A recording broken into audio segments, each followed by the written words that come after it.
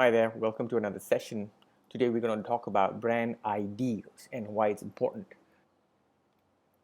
So a brand is a person's gut feeling, as I've explained it in the previous session, um, about a product, service, or company.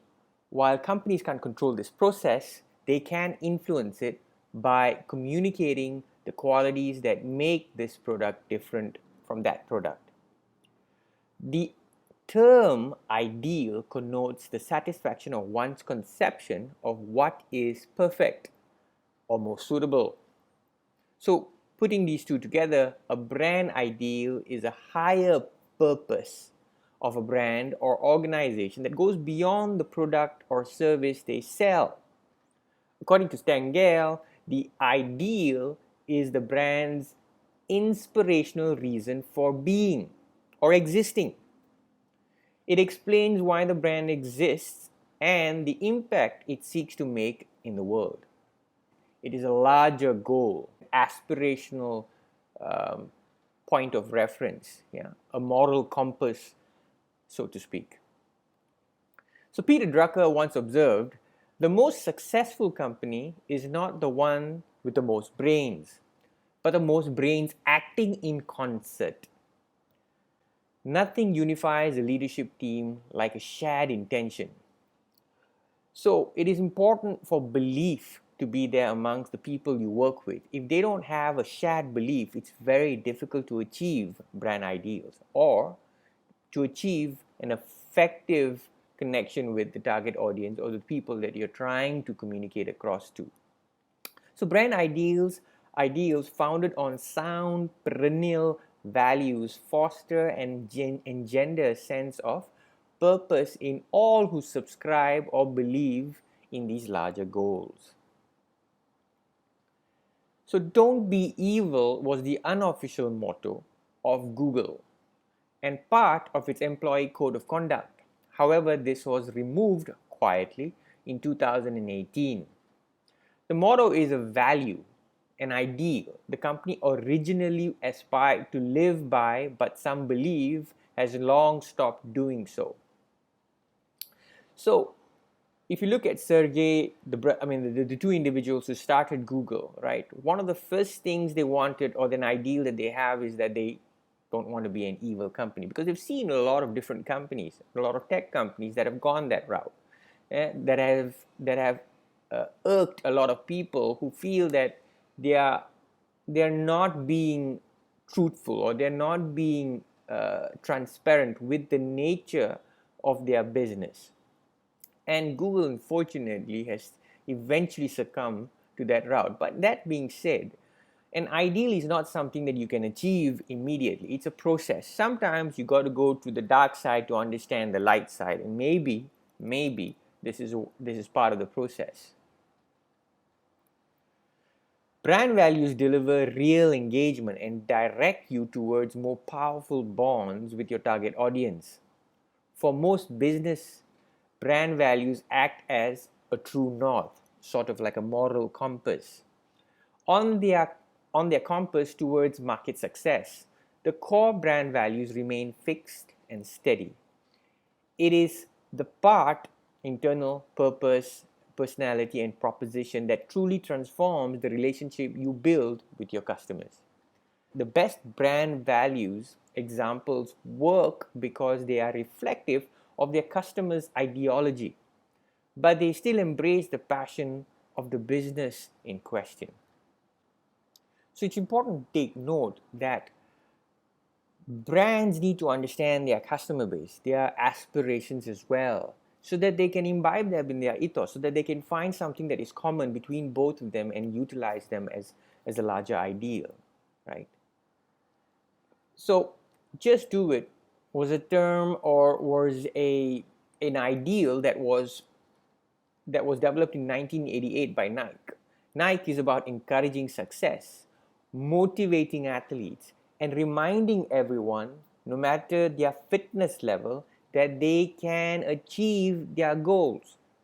Right? So they admire people who do the tough things, who do the difficult things, right? So Muhammad Ali would be one of them, but of course he's not endorsed by Nike. But nevertheless, Michael Jordan, this guy in particular epitomizes that struggle, right? The human struggle.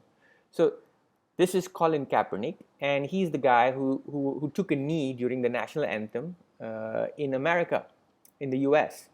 And as a result, he was banned from playing in the NFL, National Football League.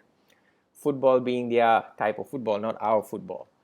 So the headline goes, believe in something even if it means sacrificing everything. And this is exactly what he did.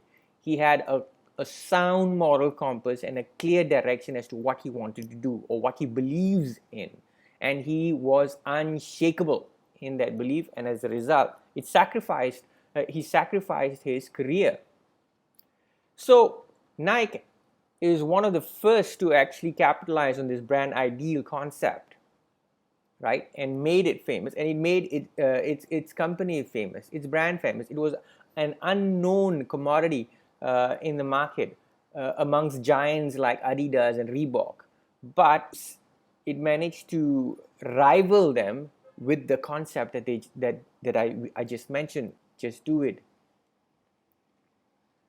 So here's an example of the first Nike ad that was based on that ideal.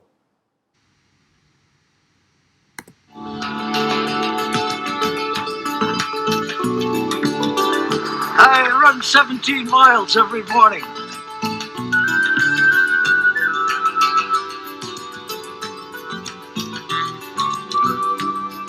People ask me how I keep my teeth from chattering in the wintertime. I leave them in my locker.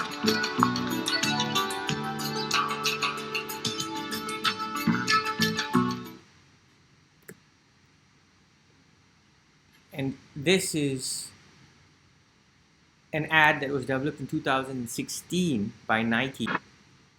Similar ideal, different tagline, but the same ideal.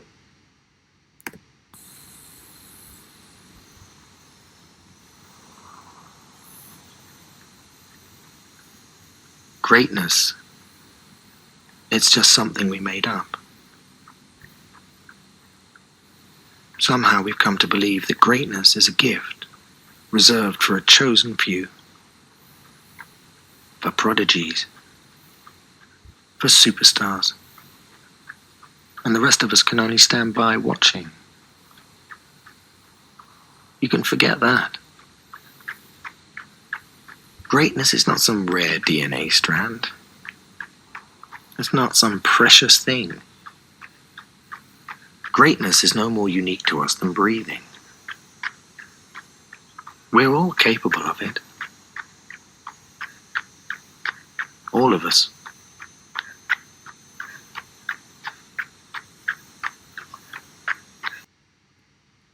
So what you saw there were two commercials, one original one in 1988 and another in 2016. They both had a similar upbeat human feeling to it that connects with people who watch those ads. And this kind of a bond, this kind of a connection is a lot stronger than the person just liking a product, right? Products are important, products have to be good, but when you have a saturated market and the products are almost the same, that means you can't get it any better, right? Then there needs to be something else that connects them, that binds them to that particular brand. This tends to be connected to your brand ID. So this is Think Different by Apple. In 1997, Apple was in the doldrums, and then Steve Jobs came back and he reevaluated the entire brand strategy and brought it back on track. And so in 1987, Apple was struggling to earn its share in the marketplace, so they launched the Think Different campaign to clarify their brand values for their audience, employees and shareholders alike. Apple is focused on making the best, most creative products in the world while keeping technology simple for the masses and one that focuses on quality over quantity, right? So Think Different was a great commercial, but the commercial is very different in its approach as well. Similar to Nike as well, it was not touting how much speed the computer had. It was, again, this was a saturated market, a saturated market where the computers were different, but they were not all that different. You could go either way and you'd more or less be satisfied. So what was necessary was something that connected the brand to the person, to the human. And this Think Different campaign did just that. Here's to the crazy ones, the misfits, the rebels, the troublemakers, the round pegs in the square holes, the ones who see things differently. They're not fond of rules, and they have no respect for the status quo. You can quote them, disagree with them, glorify or vilify them, but the only thing you can't do is ignore them, because they change things. They push the human race forward. And while some may see them as the crazy ones, we see genius. Because the people who are crazy enough to think they can change the world are the ones who do.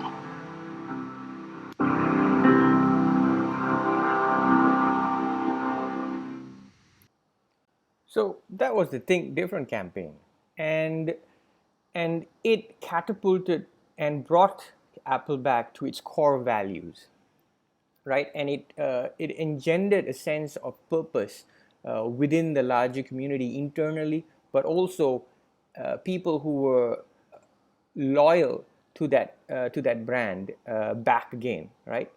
After years of going off track. So a brand ideal is a higher purpose, right, of a brand or organization that goes beyond the product or service they sell.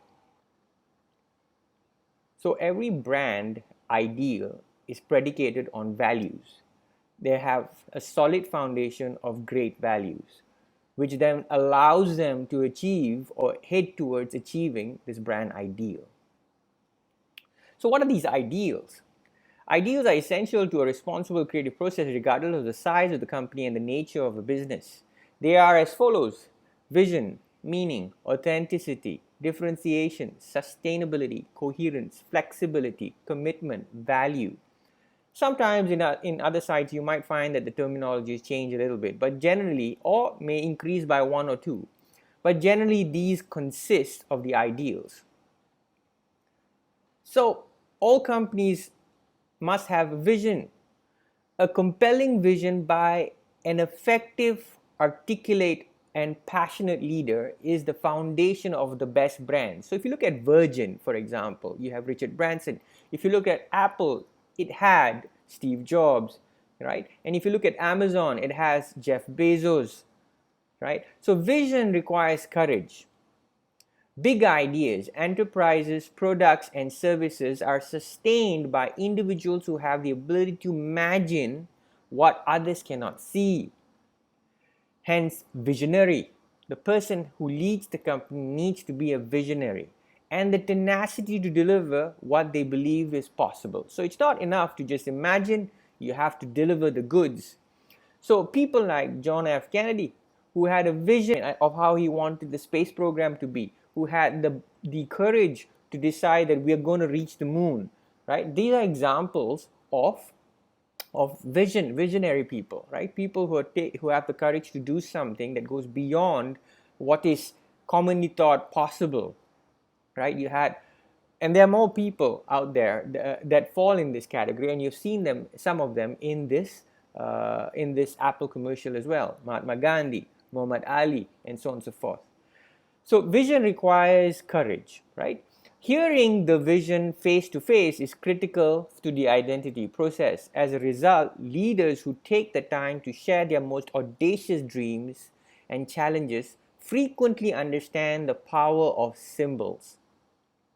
They also value storytelling to build the culture and brands. People always like a good story. Yeah, and so a story is important, and hence that's why you hear sometimes people talking about a brand story. It creates a connection, yeah, between customer and brand, but it also creates a connection between the people working internally as well. Meaning, The best brands stand for something, a big idea, strategic position, or a defined set of values. Meaning is rarely immediate and it evolves over time. Designers transform meaning into unique visual form and expression. So our task as designers is to translate it visually, right? And therein lies the challenge.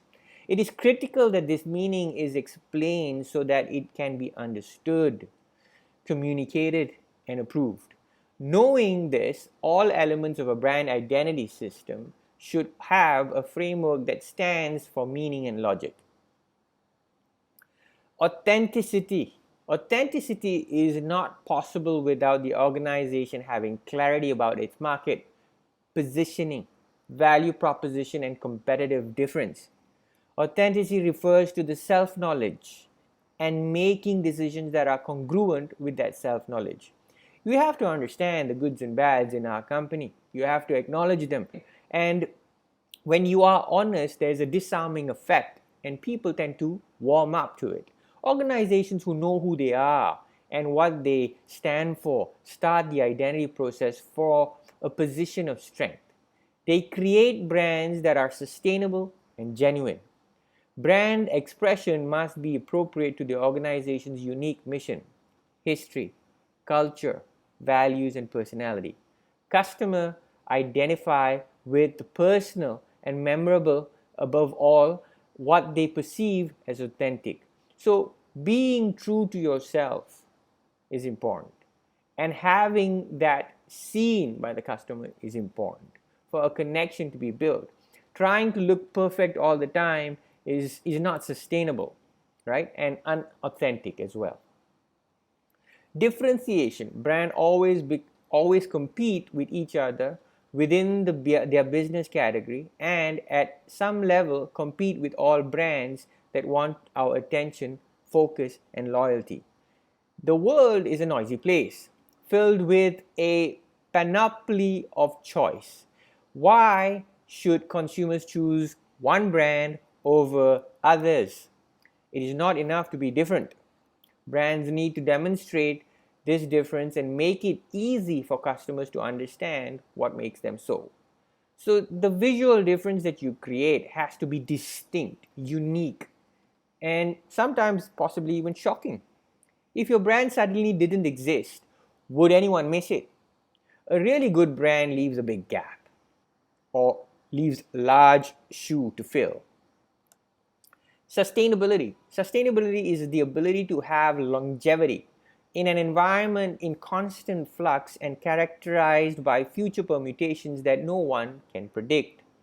Brands are messengers of trust. We are all moving at a blinding speed. Our institutions, technologies, science, lifestyles, and vocabulary are in a state of constant change. Consumers are reassured by trademarks that are recognizable and familiar. Sustainability is achieved through a commitment to the equity of a central idea over time. Also, the capacity to transcend change. Coherence. Whenever a customer experiences a brand, it must feel familiar and have the desired effect. Whether a customer is using a product or talking to a service representative, even if they are making a purchase or on their iPhone, the brand should feel familiar. Coherence is the quality that ensures that all the pieces hold together in a way that feels ideal to the customer.